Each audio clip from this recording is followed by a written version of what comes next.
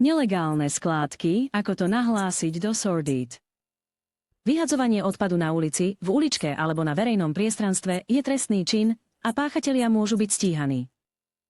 Toto video vám poskytne informácie o tom, ako nahlásiť nelegálne uloženie odpadu verejnému zdravotníctvu, aby mali najlepšiu šancu zaoberať sa zodpovednými osobami.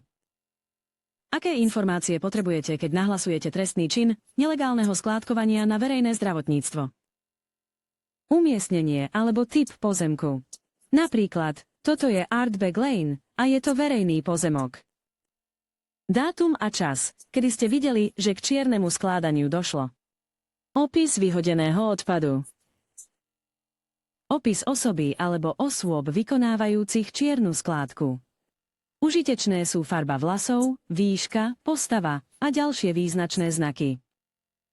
Podrobnosti o tom, kde ste vtedy boli, ako aj vaše meno a kontaktné údaje a údaje o osobách, ktoré boli s vami.